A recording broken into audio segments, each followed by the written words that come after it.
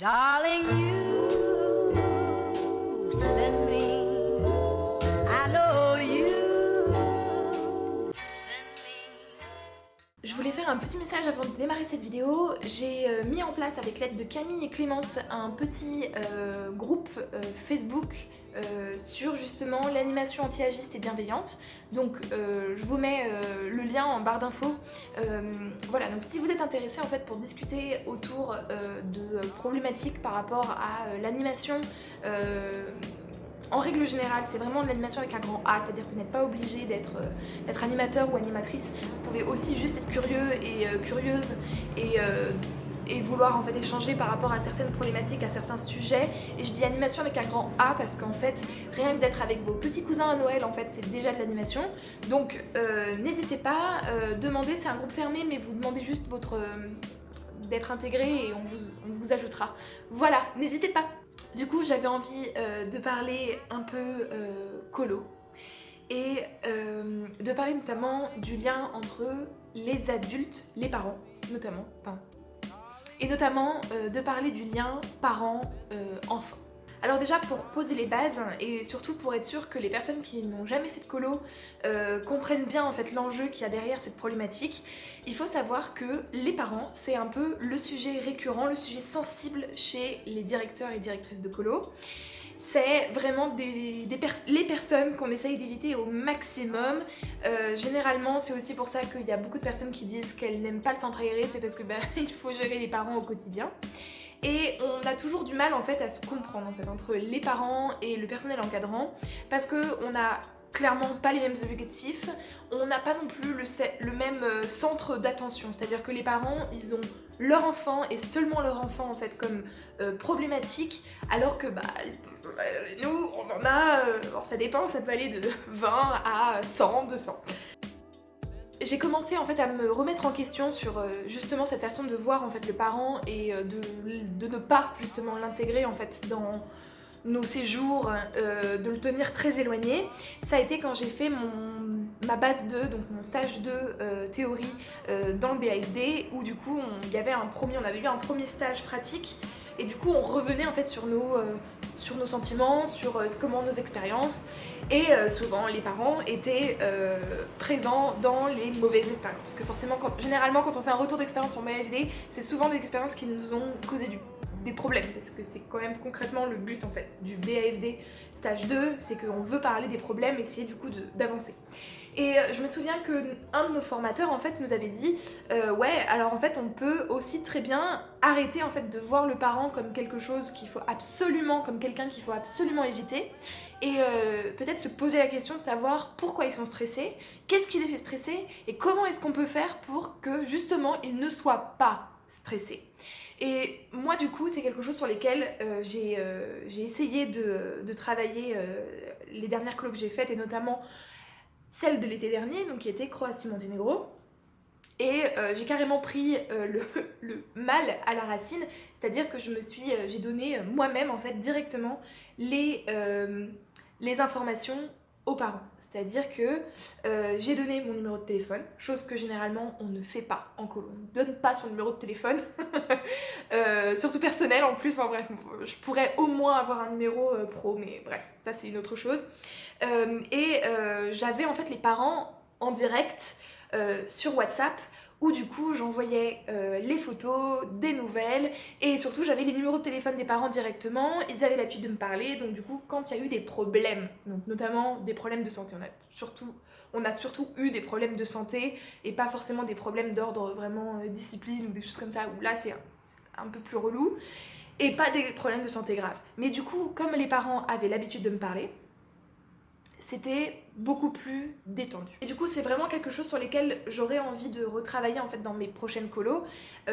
En fait, de vraiment travailler en fait sur la relation parent-enfant et nous, au milieu, savoir exactement quelle est notre position, comment est-ce qu'on doit se positionner et comment en fait on intègre du coup le parent qui est à distance dans le séjour. En sachant que ça reste quand même le parent de l'enfant, donc il a quand même le droit de savoir ce qui se passe. Tout du moins, il a le droit d'être tenu informé. C'est la moindre des choses. Et puis, Je sais pas vous, je sais pas si vous êtes déjà partis en colo ou si vous avez déjà eu des frères et sœurs, voire même des enfants qui sont partis en colo. En tant que grande sœur, j'ai adoré suivre par exemple le blog de mes frères et sœurs qui partaient en colo. J'avais envie de savoir où est-ce qu'ils étaient, ce qu'ils faisaient, les visites qu'ils avaient faites, les voir en photo, etc. Enfin, c'est quelque chose, et j'étais juste la grande sœur, donc j'imagine que pour des parents, ça peut être quelque chose qu'on a vraiment envie. Et se retrouver en fait mis à l'écart et de pas savoir, je pense que c'est quelque chose d'un peu frustrant, et qu'il serait intéressant en fait que nous, en tant que directeurs et directrices, qu'on prenne un petit peu en compte. Là, c'est vrai que j'ai parlé beaucoup d'ados parce que c'est principalement les séjours en fait que j'ai fait. Mais il s'est passé un petit truc là cette semaine. Donc du coup, je suis alors, je suis pas en colo du tout, mais je suis en formation pendant une semaine et je discutais en fait avec une maman. Et en fait, elle envoyait des messages à son fils, notamment des photos et des vocaux sur WhatsApp. Et en fait, elle me dit ah, je sais pas si c'est bien quand même. Bon, son fils a 6 ans. Hein. Je sais pas si c'est bien quand même, comme ça, qu'on soit autant fusionnel et qu'on soit autant en contact quand je suis pas là. Alors, faut savoir que la formation, quand même, dure 2 semaines. Je trouve ça quand même long, même pour un adulte, entre guillemets. Enfin, être 2 semaines loin de chez soi, c'est quand même une période. Et en fait, c'est là que je me suis fait la réflexion. En fait, je me suis dit, mais pourquoi ça serait un problème d'envoyer du coup des vocaux à son fils de 6 ans sous prétexte que oh, c'est pas très sain d'être autant en contact. Et du coup, j'ai repensé à des séjours que j'ai pu faire, alors pas en tant que directrice, mais en tant qu'animatrice, où on avait parfois des politiques vraiment bizarres en termes de contact avec les parents, et notamment pour les jeunes enfants. Parce que généralement, pour les ados, le problème se pose pas trop parce qu'ils ont un portable, et vous le savez certainement si vous avez déjà vu d'anciennes vidéos où je parle du portable en colonie de vacances, je ne gère pas le portable, je ne confisque pas le portable, les jeunes sont libres d'avoir leur portable, et c'est tout. Ouais. Donc, bref, mais pour les plus petits, ils ont pas tous un portable, ça vient de plus en plus, mais en tout cas, ce qui est sûr, c'est qu'ils n'ont pas. Et puis, dans les séjours où je suis allée, c'était même pas l'histoire du portable, c'était juste que on interdisait tout simplement le contact avec les parents sous prétexte que ça les perturbait. Et qu'ensuite, ils étaient tristes. Et que c'était pas bien pour l'ambiance, quoi. Et bon, je trouvais ça un peu relou déjà à l'époque. Il me semblait quand même que je trouvais ça un peu bizarre en fait de contrôler, de se positionner en tant que contrôleur en fait sur du coup la relation parent-enfant. Je trouve ça bizarre et voilà. Mais alors là en fait cette anecdote que j'ai eue cette semaine-là, je me suis dit mais non mais évidemment en fait que non, c'est pas un problème. C'est pas un problème en fait. On a le droit de vouloir en fait être en contact avec une personne et il se trouve que là c'est nos enfants et en fait c'est complètement ok de vouloir être en contact. Je me suis ensuite fait la réflexion que est-ce que on ferait des leçons de morale en fait à un couple par exemple qui s'appelle tous les soirs ou tous les 2 jours par exemple. Je suis pas sûre. On peut avoir un avis dessus, on peut avoir enfin, non, je sais même pas si on peut avoir un avis dessus en vrai, mais on peut avoir, nous, une différente façon de faire. Moi, par exemple, je ressens pas l'envie, en fait, d'appeler mes proches tous les jours. Voilà, c'est pas quelque chose que je fais. Mais en fait, je conçois qu'il y a des personnes, elles ont besoin d'avoir quotidiennement ou tous les 2 jours, en tout cas très régulièrement, en fait, du contact, d'entendre la voix, de voir des photos, l'appel, même vidéo. J'espère... Je sais pas ce que c'est que ce bruit. Il y a des personnes en fait qui ont besoin et je vois pas en fait pourquoi, parce que ce sont des enfants, on devrait contrôler en fait ce besoin-là. Et c'est ce que j'ai répondu en fait à la maman du coup qui me parlait à moi hein, et qui me demandait mon avis hein, concrètement. Et j'ai dit mais en fait peut-être qu'il a besoin en fait de te parler et peut-être qu'il est triste et peut-être que tu lui manques et en fait c'est ok. C'est pas quelque chose de mal, il me semble quand même que le manque, c'est pas une mauvaise émotion, et la tristesse non plus. Et en fait, j'ai l'impression qu'on cherche en fait à masquer en fait cette émotion-là alors qu'elle est réelle et qu'elle est en plus complètement rationnelle. C'est-à-dire que là, on a un garçon de 6 ans qui est loin de sa maman pendant 2 semaines, ce qui est ok. Mais les deux d'ailleurs, comme la maman comme le garçon, ont le droit en fait de se manquer mutuellement et du coup de vouloir s'appeler, de vouloir s'envoyer des photos, de vouloir s'envoyer des messages. Et en fait, je me suis quand même dit que dans un contexte de colo où du coup on serait dans le contrôle en fait du contact, où on dirait par exemple que les enfants ils ont pas le droit d'appeler leurs parents parce que du coup ça les perturbe. De quoi que ça les perturbe? Le manque c'est perturbant? Non. Ce qui est perturbant, je pense, c'est de ne pas, de justement essayer de nier en fait ces émotions-là et de se dire non, t'inquiète, tout va bien, il faut que tu sois joyeux tout le temps, t'as pas le droit d'être triste, t'as pas le droit de dire que ta maman te manque. Et en fait c'est quelque chose qui est très redondant en fait chez les jeunes enfants en colo, c'est que on a vraiment du mal en fait à gérer ces émotions de tristesse et de manque en fait qui sont le manque du parent, qui est complètement ok. Enfin, je veux dire, on a le droit d'avoir besoin en fait de ses parents, d'entendre son papa, sa maman ou n'importe qui, même ses proches en règle générale d'ailleurs, ça peut s'étendre à d'autres personnes que les parents. Et en fait, c'est vrai qu'on est vraiment toujours, sous prétexte que c'est des enfants, et qu'en fait on a une autorité totale, parce qu'en vrai, si on décide quelque chose, et c'est ça quand même qui est important de comprendre en colo, c'est que si on décide quelque chose, en tant que personnel, en tant qu'encadrant, c'est ça qui se passe. Donc en fait, si on décide qu'il n'y a pas de contact avec les parents, il n'y a pas de contact avec les parents. Il n'y a aucun moyen en fait de changer ça, quoi. En tout cas, l'enfant n'a pas le pouvoir, entre guillemets, de le faire.